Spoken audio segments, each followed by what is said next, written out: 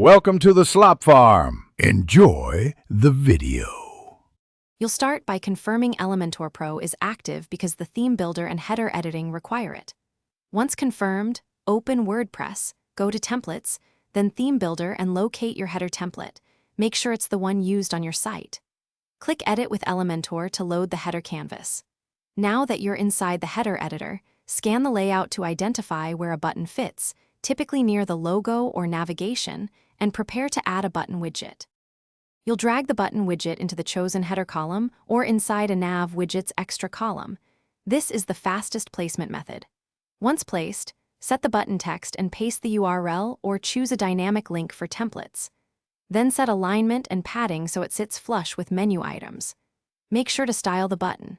Pick background and text colors, typography, border radius, and define the hover state so users see interactivity. Adjust responsive settings for tablet and mobile. You'll switch to responsive views and tweak the button's size, alignment, and visibility for tablet and mobile so it doesn't overlap the menu. Once satisfied, click Update or Publish and then view the live site. Clear any caching and test clicks to confirm the link works. If the button doesn't appear, check its z-index, ensure display conditions include the current page, and temporarily disable other plugins to rule out conflicts. These checks resolve most header button issues quickly. Thanks for watching. Consider subscribing if we helped you today.